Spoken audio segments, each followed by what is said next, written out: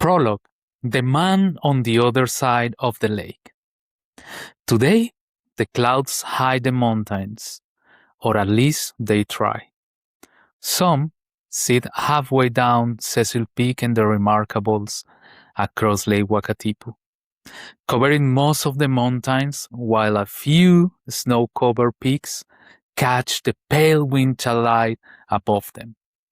The view looks like a canvas or a well-captured photograph. This is what I can see from the windows of my kitchen in Queenstown. The lake looks blue and almost still, moving just enough to disturb its reflection.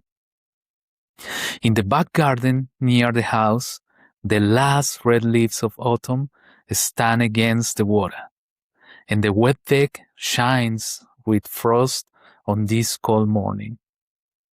Behind me, an old second-hand machine is finishing its usual noisy ritual.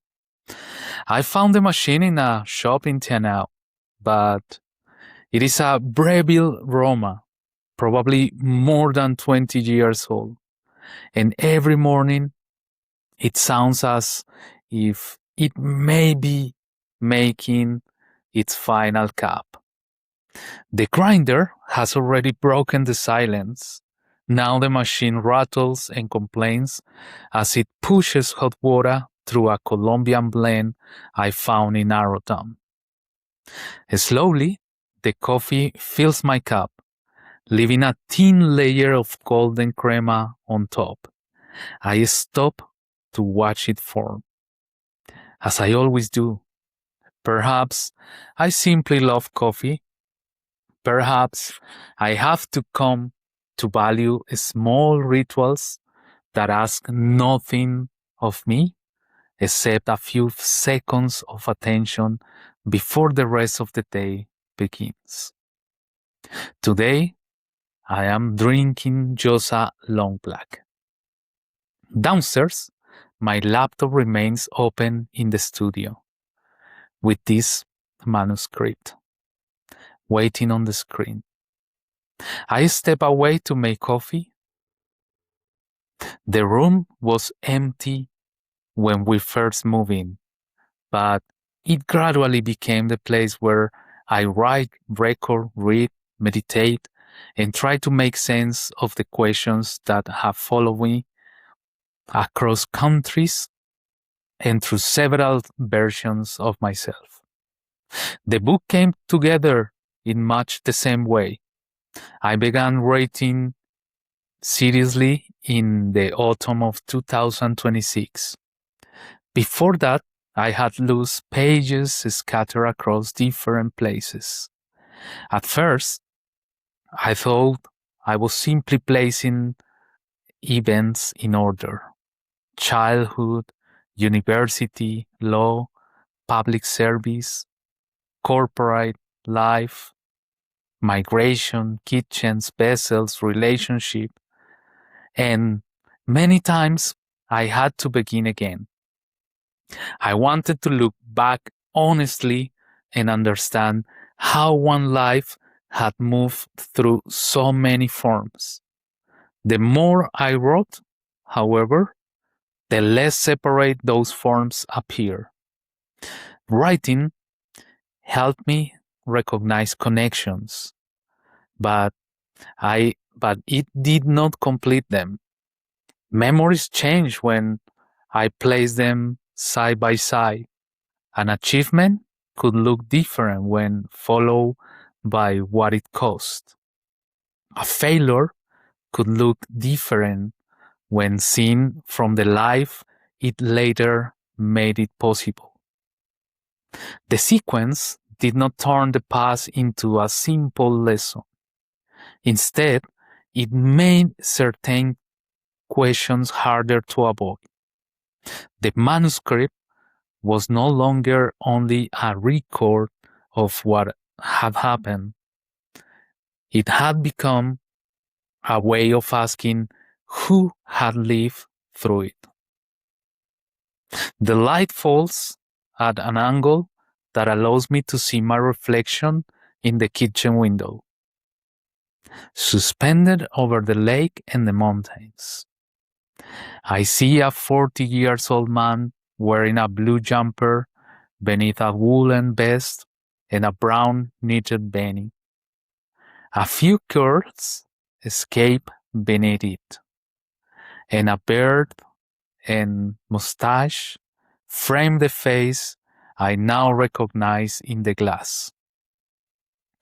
Within that reflection, I can still recognize the executive in suits and ties, the lawyer whose days were filled with meetings, deadlines, and decisions. I can see the migrant who arrived in New Zealand with one suitcase and a large backpack.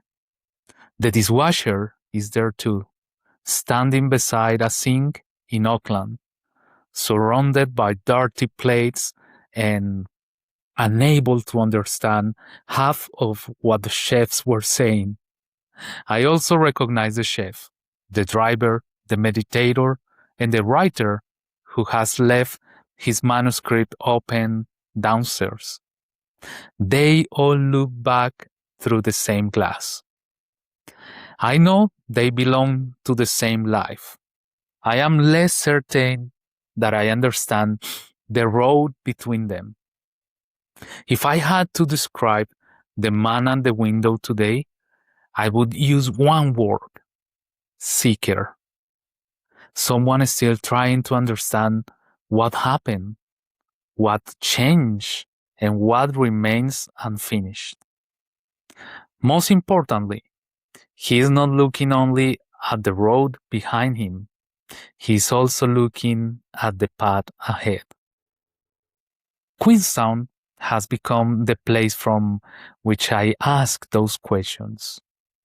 It is where I work, love, write, and imagine what may come true next. I did not arrive here with a perfect plan, and very little about my life in New Zealand unfolded as I imagined it would. The place did not give me peace immediately. It gave me long working days, cold mornings, financial uncertainty, and the pressures of immigration. It gave me kitchens, vessels, and repeated tests of how much I could adapt. Only gradually did it become home, or what I call my base. Even now, life here contains routines, uncertainty, and plans that may or may not succeed. The difference is that I'm trying to choose as much as possible about what comes next. The mountains, the lake, and the changing seasons form the landscape of the life I am creating. Queenstown has given me distance from the life I once knew, and distance has never been simple. Bogotá is still home too, although in a different way. It is my hometown. Even if I no longer expect to live there permanently, my parents are still there, and they are the first people I miss when mine travels back to Colombia. I last visited in January 2026. From this kitchen, I remember walking through La Candelaria, among old buildings, universities, cafes, bookshops, and small art stores, where history and ordinary life seemed to share the same streets. I remember Saturday mornings in Usaquén, buying coffee, walking near the park, and entering a bookshop without knowing what I might take away. Yet, what I miss most is not a particular street or a building. It is the feeling that my family and the places that formed the first version of me were close. Bogotá sits high in the Andes, more than 2,600 meters above sea level. From Queenstown, it feels emotionally near and impossibly far away. More than 11,000 kilometers separate the two places.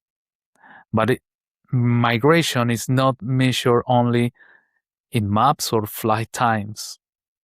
It is measured in missed birthdays, family lunches that continue without you, conversations arranged around time zones, and short visits in which you suddenly notice that the people you love have aged while you were busy building a life somewhere else.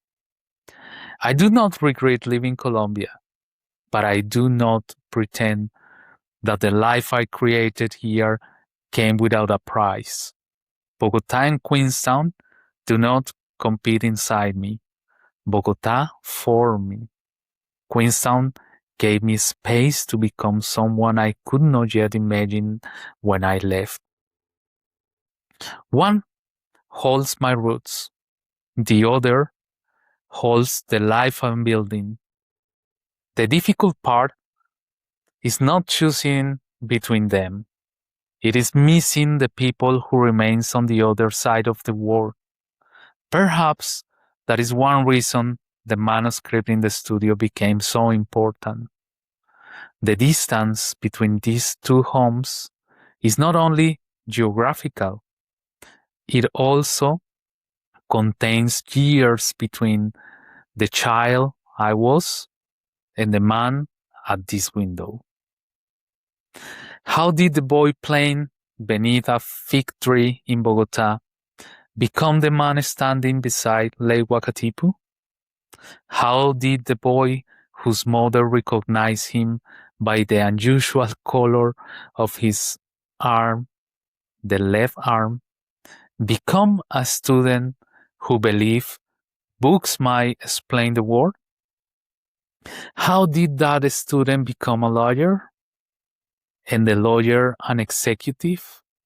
How did the executive become a dishwasher? What did the migrant have to lose? Learn and reveal before he could sit here as a driver, meditator, and writer, looking back through the glass? I do not have one answer. The manuscript has taught me to distrust answers that arrive too quickly. There are moments I can connect now that once seemed unrelated. There are decisions I understand differently with distance, and experiences whose meaning remains partly hidden. Some changes happen because I choose them. Others arrive through pressure, necessity, accident, love, or loss. At times, I move with confidence. At others, I simply continue because continuing was the only response I knew. The title of this book came much later. The Older Brother. It may sound like a claim to age, knowledge, or authority.